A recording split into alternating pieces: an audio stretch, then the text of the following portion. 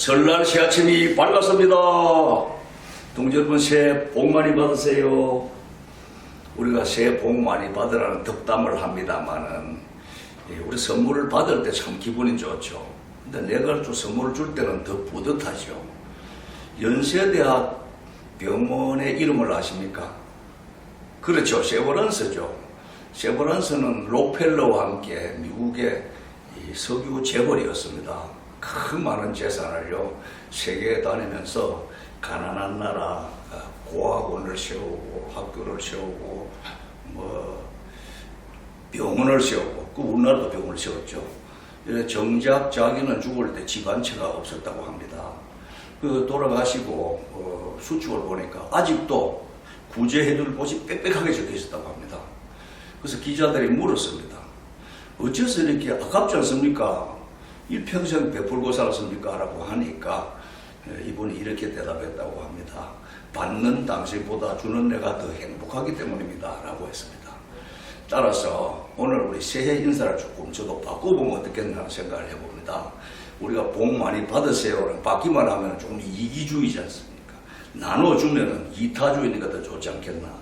자, 저랑 같이 새해 인사를 새로 해보겠습니다. 새해 복 많이 나누세요 합니다. 시작. 새해 복 많이 나누세요. 좋습니다. 올해는 많은 복을 나눠주어서 더 많은 복을 받는 행복한 한 해 되시기를 소망합니다. 자, 오늘 주제를 설날로 잡았는데요. 자, 이 복이 도대체 뭐길래 우리가 설날이 되면 이렇게 복에다가 우리가 목을 매느냐, 얼마나 갈급하느냐.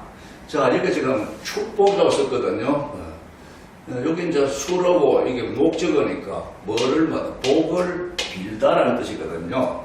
요 앞에 요 글자가요, 이게 보일 시자입니다. 보여주다라는 시자인데 제가 그림을 한번 그려볼게요. 뭘 그렸는지 한번 보시기 바랍니다.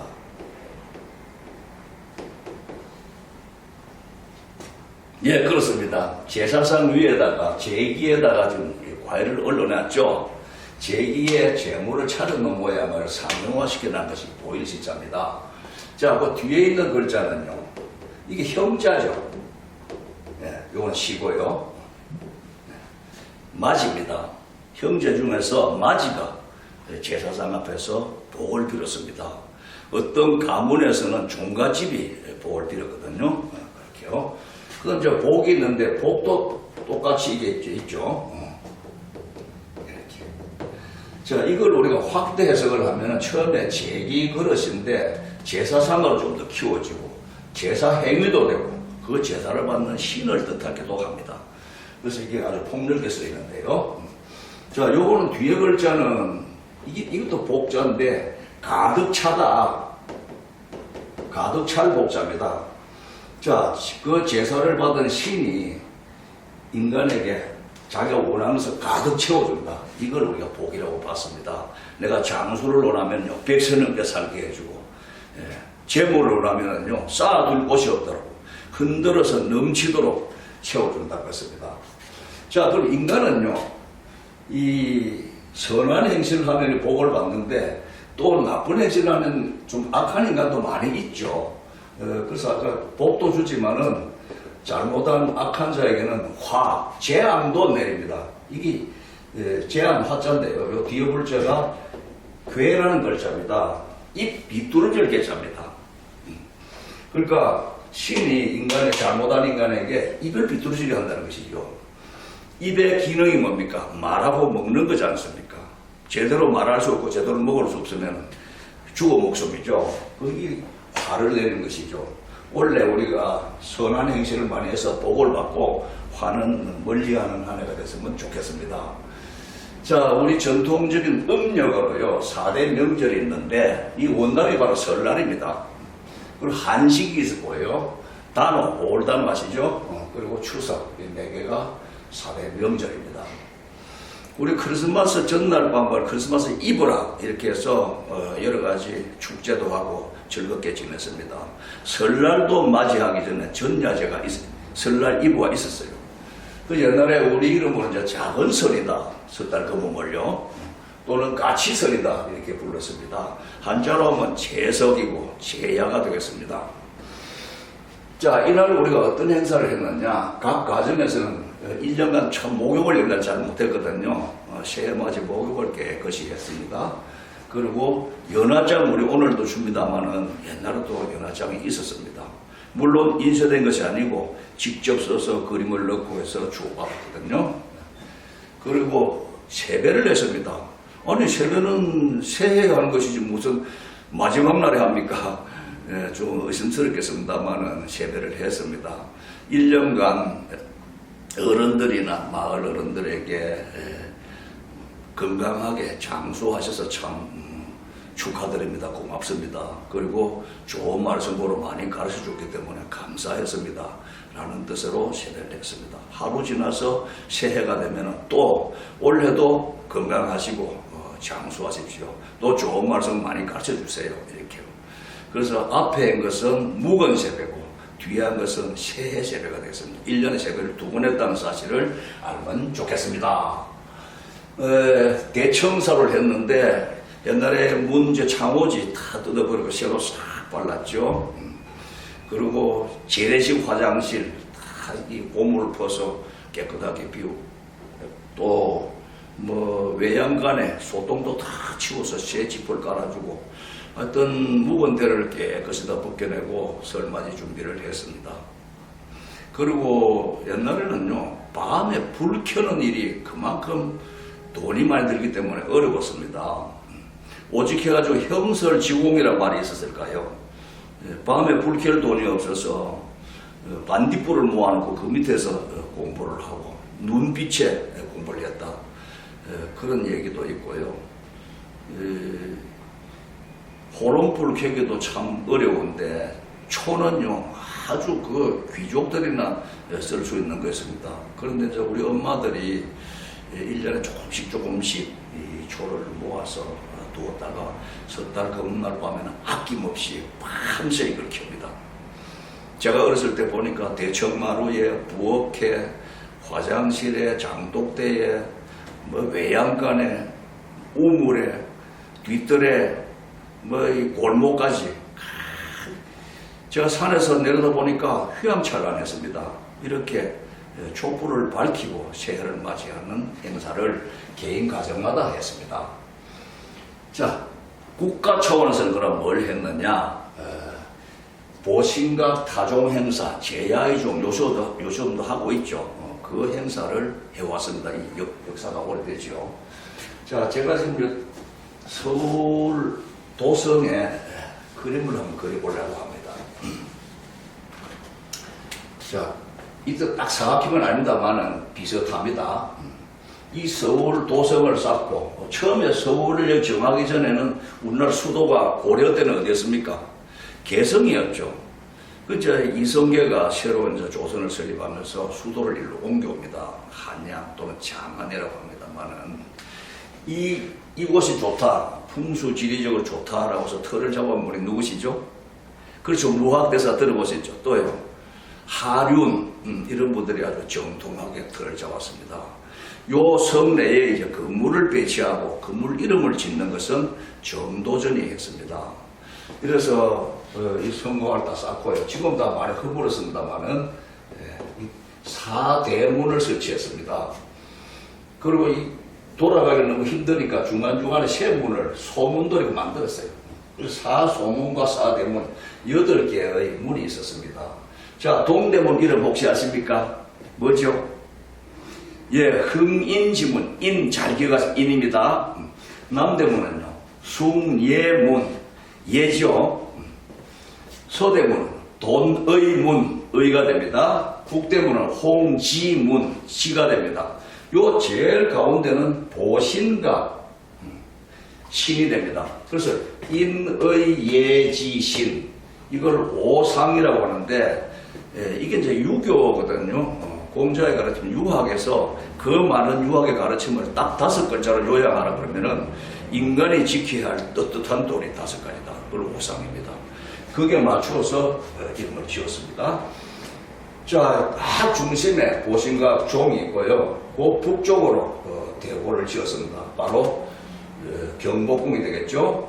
요 보신각을 중심으로 오른쪽에 종묘를 지었습니다. 왼쪽으로 사직을 만들었어요. 자, 종묘 가보셨나요? 못 가신 분 한번 가보시기 바랍니다. 길쭉한 건물인데 건물은 좀 볼품이 없습니다만은 보면은 감실이 있어가지고 태정태세 문단식 칸막이 가지고 왕비들하고 역대 제왕들의 위패가 쫙 제사를 지내는 곳이죠. 마당이 굉장히 뜰이 넓어요. 그 마당 아래쪽에 맞은편에 좀 낮추어서 공신들, 신하들의 위패가 있는 사당도 있습니다. 자, 신하와 임금이 만나서 하는 일이 뭘까요?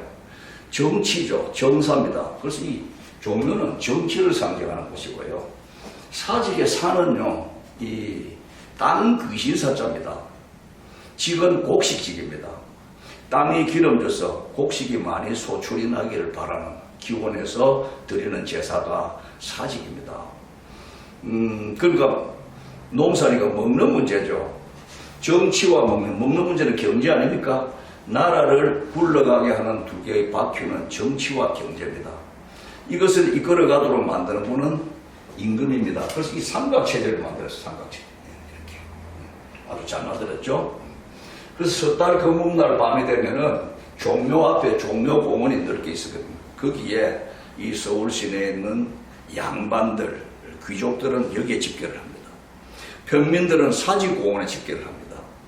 이래서 자정에 딱 보신각 종을 땅 한번 치면은 임금 있는 대궐을 경복궁을 향해서 절을 한번 합니다.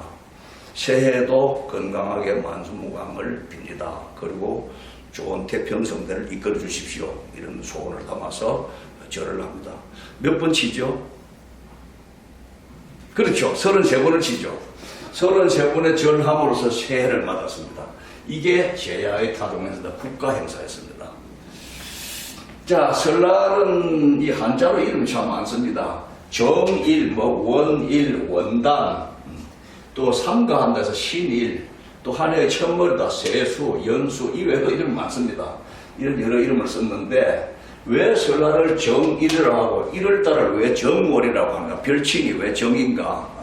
자, 요걸 한번 보면요. 원래는 이 정이 정치정이었습니다. 이걸 이렇게 지금 발을정으로 고쳐놨죠. 왜 정치정이냐?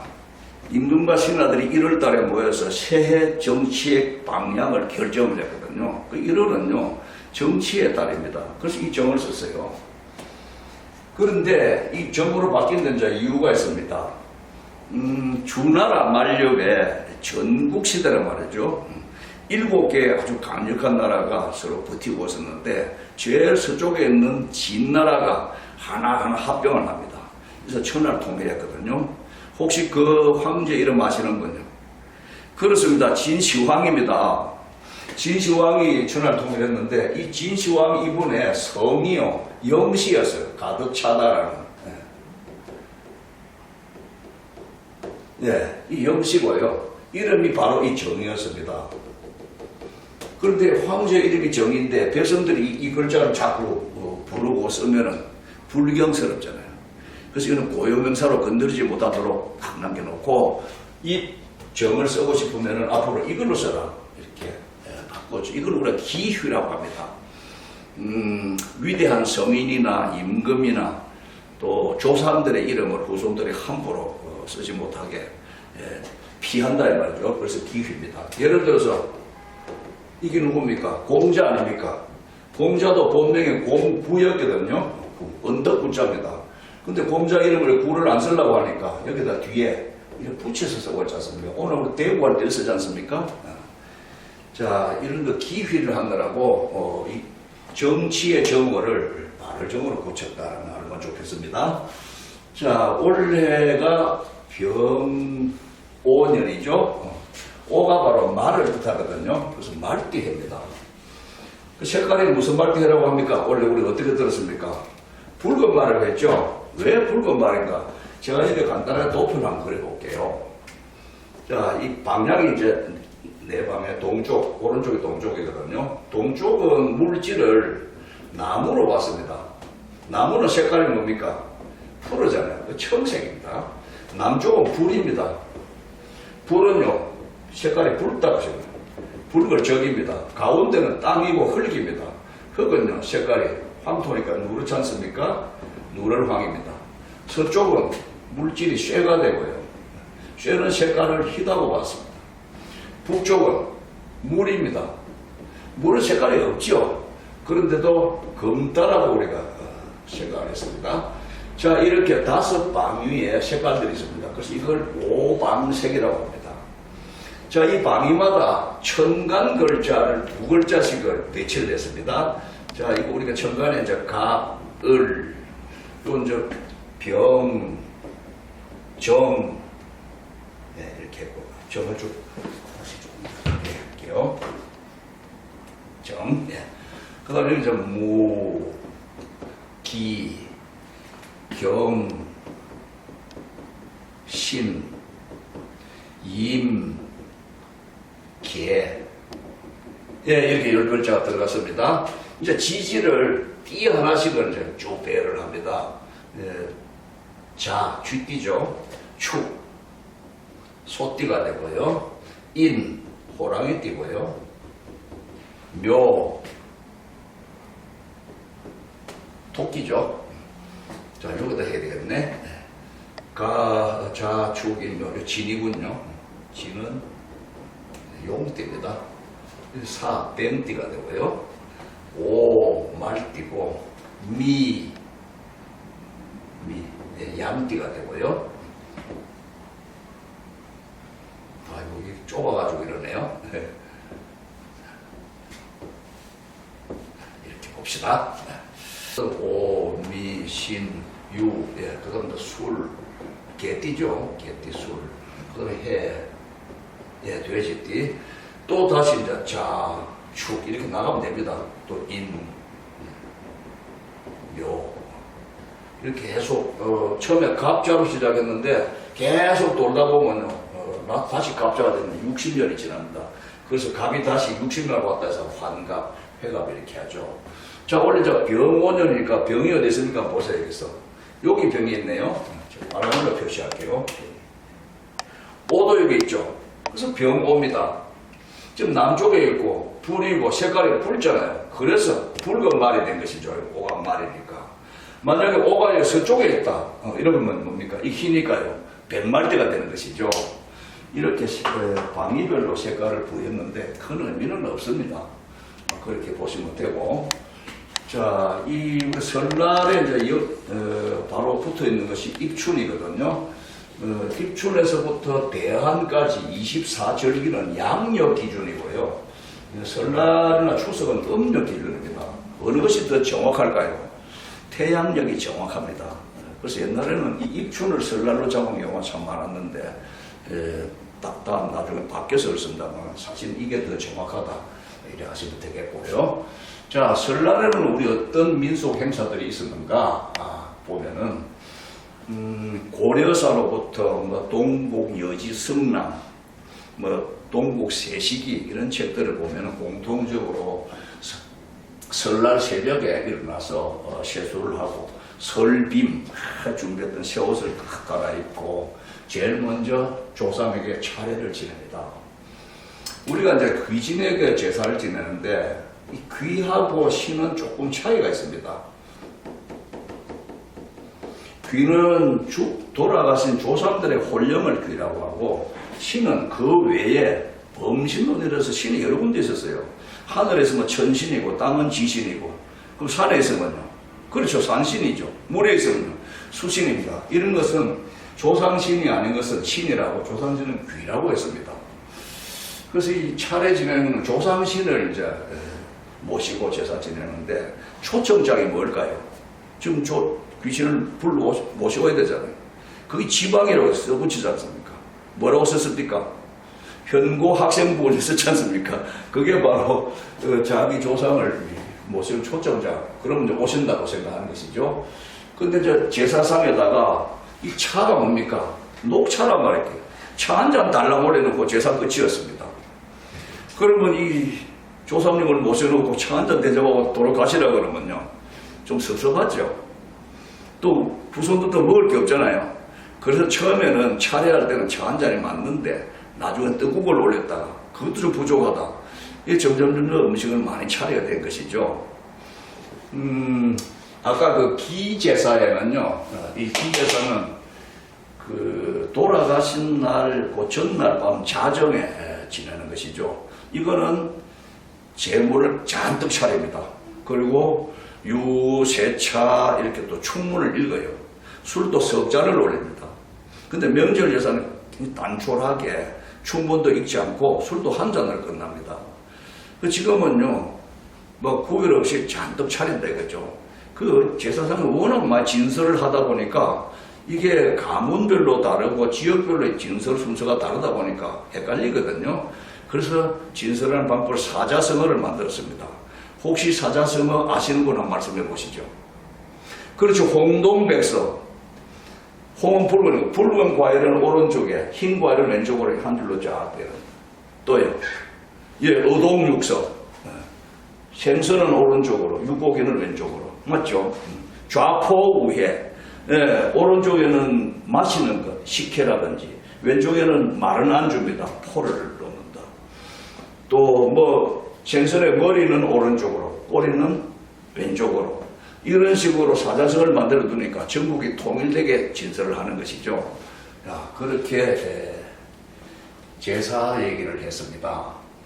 자, 그런데 이 제사는 누가 이 제도를 만들고 과연 조상신이 와서 이거 드시고 가느냐 궁금하지 않았습니까? 한번 생각해 보셨습니까? 그저 전통적으로 해오니까 막 정성껏 하면 된다고 했지 않습니까? 이 제사는요, 불교는 원래 제사가 없었습니다. 유교입니다. 유교의 창시자가 누굽니까? 공자죠. 공자가 이 조상에게 제사 지내는 것을 가르치고 이걸 강조했습니다. 근데 조상신이 오셔서 음식이 줄어듭니까? 술 마시는 술이 줄어듭니까? 왔다 갔다 표가 납니까? 아니라고 그 제자가 물어보잖아요. 선생님, 과연 우리 조상신이 이 청첩장을 보고 오셔서 이걸 드시고 갑니까? 라고 하니까 공자가 나도 본 적이 없다. 나도 조상신이 오는지 안 오는지 모른다. 있다고, 여기 와 계신다고 생각하고 정성껏 해라. 이렇게 말씀을 했지 공자도 본 적이 없습니다. 사실요, 우리가 죽으면 이 영혼이요, 여기 머물고 있지 않죠. 하늘로 뭐 천당을 가든지 극락을 가든지 지옥을 가든지 가서 안 오는 것이죠. 귀신은 우리가 초청한다고 왔다 갔다 하고 여기 옆에서 우리를 보고 있다. 섬뜩한 일이지 좋은 거 아니죠. 떠나면 안 오는 것이 맞습니다. 공자도 알고 있습니다. 자, 그래서 또 어떻게 하면 그러면 그 조상을 정성껏 잘 섬깁니까? 라고 또 물었기니까 살아있는 부모도 제대로 못 섬기는 주제에 무슨 죽은 조상을 섬기느냐? 야단을 쳤습니다. 그럼 공자가 앞에는 정성껏 제사를 지내라 라고 해놓고 뒤에는 또 인정을 안 하잖아요. 못 섬기지 않습니까? 왜 공자가 이랬을까요?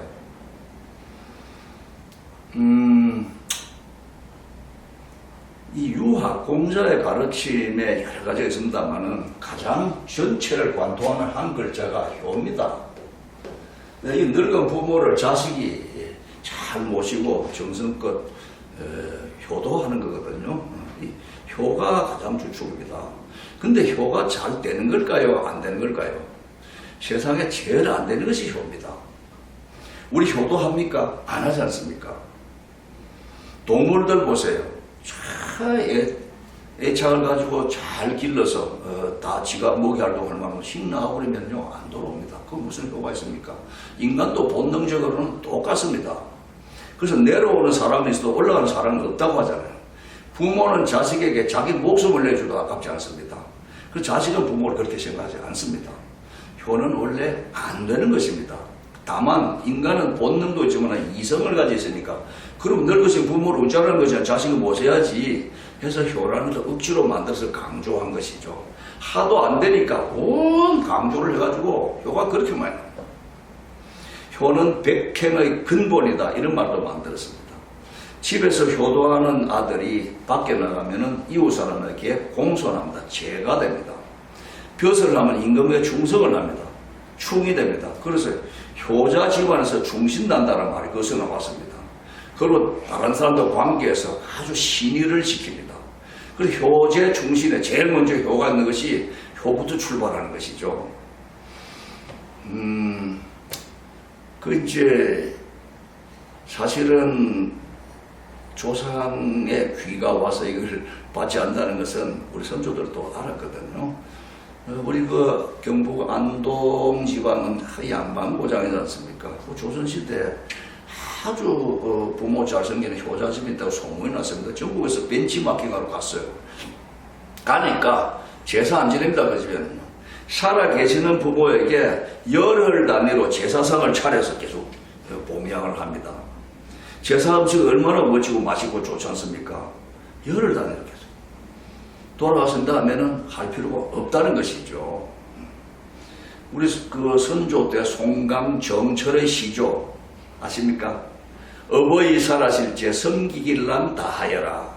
지나가는 후면 애달다 의하리. 평생에 고쳐 못할 일이 이뿐인가 하노라. 정철이 정확하게 본 거예요. 살아계실 때 효도를 다해야지 돌아가신 다음에 아무리 제사 잘 지내도 아무 소용이 없다. 오시지 않는다는 걸 알고 있는 것이죠. 심지어 이런 글도 있습니다. 이게요, 앞에 술이고, 이게 귀신이지 않습니까? 이 추할 추자입니다. 추, 더럽다. 술 따라놓고 귀신 섬기는 것은 추한 행위다. 그래서 귀신은 공경은 하되 멀리 하라. 가까이 하지 마라. 귀신을 섬기는 게 누굽니까? 무당이잖아요. 무당은 옛날에 8가지 천한 직업 중에 하나입니다. 추한 것입니다. 공자는요, 제사에 방점이 있는 게 아니고 효도에 방점이 있었습니다. 돌아가시면 3년 동안 빈소를 차려놓고 살아계실 때 똑같이 해라. 또 그 3년 지나면 빈소를 철거하고 나면 또 제사를 지내라. 언제까지? 4대까지 고조 할아버지까지 다 지내라. 그럼 그거 끝났냐? 아닙니다. 5대부터는 또 무덤에 가서 1년에 한 번씩 가을에 시제를 지내라. 끝이 없습니다. 이렇게 효도를 굉장히 길게 하라고 주었다. 숙제를 길게 줬어요. 그럼 공자 생각에 아마 죽은 다음에 안 할 거야. 살았을 때 제대로 할 거야. 라고 보고 준 것이죠. 근데 공자의 예측이 빗나갔습니다. 인간은요, 좀 영리한 야가 빠진 게 있잖아요. 살았을 때는 불효합니다. 돌아가시면요, 엄청나게 또 효도한 척 하면서 제물을 또 잘 차립니다. 이게 또 공자가 아마 지금 살아서 돌아오시면 아마 땅을 칠 겁니다. 우리가 이러고 삽니다. 우리가 얼마나 불효하고 사느냐. 요즘 부모들이요, 자식에게 얘들아, 나 어른 취급받고 싶지 않다. 나 부모를 여기지 말고 개라고 좀 여겨주라. 나 개 취급을 받고 싶다. 왜? 보니까 자기는 투명인간으로 치는데 개는요, 뽀뽀를 하고 목욕을 시키고 끌어안고 다니고 유모차 태워 다니고 잠잘 때 개하고 같이 자고 아프면 병원 데려가고 개한테 하는 효도를요, 자기 부모한테 10분이면 아마 효자 소리 들을 겁니다. 우리가 이런 시대에 살고 있습니다. 그래서 우리가 앞으로 부모님을 개처럼 모십시다. 붉은 말의 해입니다. 역사상으로 붉은 말이 있었습니까? 삼국지에 적토마가 나오죠. 붉은 적에다가 토끼 토자입니다. 얼마나 날렵한지 토끼처럼 달린다. 아주 천림하고 명마입니다. 동탁이 가져 있다가 여포에게로, 조조에게로, 관우에게로. 어떻습니까? 말 한마리가 주인이 바뀝니다. 오늘날도 능력 있는 사람은요, 서로 데려가려고 하는 것이죠. 자, 원래 이 붉은 말대에 우리 다 같이 적토마가 돼서 힘껏 달리면서 여기저기서 러브콜을 받는 이런 한 해가 되시기를 바랍니다. 자, 그렇게 이제 득담을 했고요. 그 다음에 새 찬인데요. 찬이 밥이고 먹는다. 밥찬 먹을 찬입니다. 이제 설날 음식을 먹는 거죠. 자, 밥 먹기 전에 음복을 합니다. 술을 마신단 말이죠. 그 어린이까지 술을 2번 마시는데 한 번은 정월 대보름 날입니다. 요 술을 아침에 마시면은 귀가 밝아진다. 귀발기 술을 마셨고요. 또 정월 대보름 날 이가 튼튼하라고 부름깨기도 하지 않습니까? 그리고 설날에도 술을 한 잔 마셨는데 도소주라고 합니다. 도가 죽일 도자입니다. 도사랍니다. 소는 되살아나다. 죽었다 술이니까요. 어떤 되살아나는 것을 죽여버리는 술이다. 이 술을 마시면. 뭘까요, 그게? 되살아나는 게 누굴까요? 전염병입니다. 우리 2018년도에 중국 우한에서 발생한 코로나 팬데믹이 세계를 얼마나 많이 사람들 죽이고 고통을 받고 지금 백신이 개발되고 이 치료가 잘 어루짓을 달렸는 21세기에도 이 전염병이 한번 세계가 이렇게 큰 고역을 치렀는데 옛날에 의료가 전혀 안 되었던 시대에 어떤 마을에 전염병이 들어오면 마을 전체가 몰살했거든요. 이게 그렇게 무서운 거예요. 여름 되면 또 이게 숨어 있다가 또 되살아날 거야. 그때 이 술을 마시면서 그럼 죽여버려요. 전염병을 죽이는 술이 도소주입니다. 실제 뭐 그래 되겠습니까만은 그런 소망을 담았겠죠. 이거는 이제 뭐 도라지, 뭐 대추, 인삼 이런 좋은 약재를 넣어서 만든 술인데 우리가 그 전통적으로 맹수 한 사발도 위아래가 있다는 말이 있죠. 어른부터. 근데 이 도소주는요, 아이부터 거꾸로 합니다. 그 집에 제일 어린 것부터 해서 할아버지로 거꾸로 올라갑니다. 왜? 아직 어린이들은 면역력이 만들어지지 않았기 때문에 먼저 전염병에 감염될 수 있죠. 오래 살은 우리는 죽어도 괜찮지만 너는 오래 살아야지 해서 애부터 먼저 마시게 하는 것이죠. 그리고 어린이들은 기가 많이 있단 말이죠. 이 기가 이 술잔을 통해서 나중 어른애까지 할아버지까지 전달되니까 어른들은 기를 받을수록 좋다. 자, 이 도소주를 먼저 한 잔 마시고 그 다음 이제 오곡밥을 먹는데 왜 오곡밥이냐?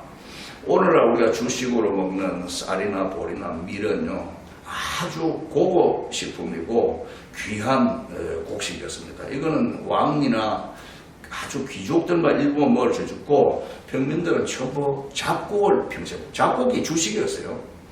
근데 이날도 조상 제사 지내고 설날인데 잡곡을 먹을 수 없잖아요. 그래서 이날은 찹쌀하고 쌀을 좀 넣어라. 그래서 오곡밥을 먹어라. 묵은 나물을 먹어라. 이제 입춘이 지나고 봄이 되면은 이제 나물들이 나오기 때문에 보름 때까지 묵은 나물을 한 잔 먹어 없어야 되겠죠. 이렇게. 자, 이제 놀이인데요. 예와 악이 있습니다. 공자 학교에 6가지 과목을 가르쳤는데 그 과목에 제일 먼저 예와 악 두 과목이 들어있거든요. 이 예가 뭐냐면요. 너와 나 간의 깍듯한 관계의 질서입니다. 어른과 아이, 임금과 신하, 선생님과 제자, 뭐 이웃사람 간에, 남편과 아내, 남자와 여자, 뭐 이렇게 각각 다른 신분의 사람들이 그걸 지켜야 할 도리, 이걸 우리 예라고 합니다. 이 예가 잘 지켜지면요, 범죄가 사라지고요, 세상이 아주 원활하게 잘 돌아갑니다. 그런데 이걸 너무 지키다 보니까 관계가 친밀하지 못하고 좀 관계가 멀어진다는 것이죠. 그래서 생각한 것이 악입니다. 예도 해준 악. 이게 악이 노래할 때는 악이죠. 이게 즐겁다 할 때는 락으로 읽어야 됩니다. 좋아하다 할 때는 요라고 합니다. 한 글자인데 노래 악, 즐거울 락, 좋아할 요 이 세 가지를 하거든요. 이 세 가지가 어떤 관계가 있길래 한 글자를 쓰느냐? 관계 있죠. 자, 우리 노래방 가서 노래 부르면 악이지 않습니까? 기분이 즐거워졌죠. 락이 되죠. 또 오고 싶죠. 좋아할 요가 되잖아요. 이렇게 이것은 아까 관계가 이 벽이 있는데 허물어 버립니다. 구분 없이 기탄 없이 아주 하고 싶은 말 다 하고 스킨십이 이루어지고 가깝단 말이죠. 그러니까 친밀하고 즐겁고 다 좋기는 한데 어떻습니까? 버릇이 없죠. 그래서 예와 악은 반반씩 해야 됩니다. 우리가 그 손주들 가르칠 적에 공부 잘해라, 인사 잘해라, 경로석에는 앉지 마라, 이웃 사람들하고 잘 지내라, 학교 가서도 싸우지 마라, 이런 잔소리하고 야단친다 말이야. 이게 예입니다. 그런데 이제 그러나 좀 이쁘다, 잘못도 괜찮아, 공부 못해도 돼, 이렇게 또 격려해주고 칭찬해주는 악입니다. 예만 강조하고 자라는 아이는 어른이 되면요 성격이 좀 외골수가 되고요 치우칩니다. 안 좋습니다. 악만 자라는 아이들은요 어른 돼서 사회에 막 여러 가지 문제를 일으킵니다. 그래서 예화학을 반반씩하고 자란 사람은 아주 반듯한 인간으로 자랄 수 있다.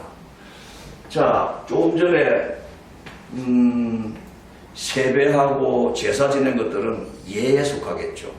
그래서 윷놀이는요, 이건 즐겁단 말이에요. 남녀가 한꺼번에 빙 둘러 앉아서 어른이고 아이고 같이 한꺼번에 모여서 놉니다. 이건 규칙이에요. 어른이라고 봐주는 거 없단 말이에요. 할아버지는 2번 던지세요. 안 하잖아요. 그러면은 즐거움이 사라지죠. 그 차별이 없단 말이죠. 어떻습니까? 설날에 세배하고 제사 지낼 때는 예, 또 윷놀이하면서 놀 때는 이 반반을 한 것이죠. 굉장히 좋은 놀이였다라고 볼 수 있고요. 그 다음에 널뛰기가 있는데요. 담장 옆에 아래다가 처녀들이 이렇게 둘이서 마주고 널을 뛰는데 남녀 7세 부동석이라는 말 들어보셨나요? 예. 옛날에 그 남자, 여자 어린이들이 7살 되면요, 같은 자리에 못 만나게 합니다.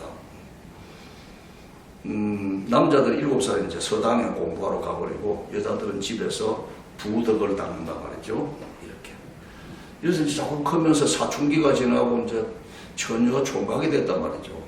그러면 이성을 그리워하고, 연애도 해야 되는데, 그런 마음은 있는데, 이게 딱 단절되어 있다는 것이죠. 예, 그래서 이제 이 집 처녀가 담장 저쪽 편에 총각이 산다는 말은 어른들 통해서 들어서 알고 있습니다. 만나볼 수는 없습니다. 그 집 총각도 담장 이쪽 편에 처녀가 있다는 걸 아는데 못 만나봤잖아요. 널뛰기 하면요, 담장 위로 쑥 날라 올라가잖아요. 그러면 총각이 널뛰는 소리 듣고 오면서 서로 눈을 맞출 수 있지 않습니까? 어떻게 한다고요? 이렇게 윙크를 했겠죠. 이야, 어떻습니까? 남녀 질서의 부동석 그렇게 엄격하게 구분을 지었는데 이날은요, 이렇게 서로 눈을 맞출 수 있는, 서로 볼 수 있는 숨통이 좀 튀는 것이 널뛰기가 아닐까. 어른들이 이날은 좀 모른 척 해주고요. 아주 참 우리 선조들의 지혜로 것을 느낄 수가 있습니다. 복조리도 그런데요. 조리 아시죠? 삼각형성해가지고 곡식을 이렇게. 옛날에는 이 돌이만 섞여 있어서 걸러내지 않으면 안 되거든요. 그래서 1년 내내 이 조리질을 할 수 있다라는 집은 그 집에는 곡식이 있어서 굶지 않는 집이고요. 어떤 집은 조리질 할 게 없다. 굶는 것이죠. 그래서 이 복조리하면서 먹고 사는 것이 굶지 않으면 그게 복인 것이죠. 그래서 이렇게 걸어둡니다. 원래는 여기 항상 굶지 않고 조리질 할 수 있기를 바라는 의미에서 복조를 했습니다. 자, 다른 나라에도 설날이 있느냐? 중국에 춘절이 있죠. 일본도 있습니다. 중국 춘절은 굉장히 연휴기간이 길더라고요, 보니까. 그리고 뭐 베트남이나 태국이나 우리 한자 문화권에는 다 공통적인 설날이다. 자, 이렇게 보시면 되고요. 자, 밑으로 지금 한시를 두 수를 지었는데 제목이 세찬병탕입니다. 세찬은 설날에 먹는 음식이고 병탕은 떡국입니다. 떡국을 어떻게 하는가, 또 어렸을 적에 그 추억 이런 것들을 실어 썼으니까 거기에 토를 달고 풀을 해놨으니까 보시면 될 것 같습니다. 같이 공감하면 좋겠다 싶어서 넣어드렸습니다. 자, 시간이 좀 지났죠. 한자로 푸는 세상만사. 오늘은 설날을 주제로 해서 여러 가지 이야기들을 나눠봤습니다. 자, 좋았습니까? 저는 항상 이 공부를요, 미가 둘이 있으면 된다라고 강조를 하거든요. 하는 이는 의미고 한 이는 재미입니다. 자, 지금 하신 거 의미 있었습니까? 예. 재미있었습니까? 좋았습니다. 의미 있고 재미있으면 잘 된 겁니다. 다음 시간에 또 무슨 의미 있고 재미있는 주제로 여러분과 공유할 수 있었는지를 기대하지라 마치겠습니다. 고맙습니다.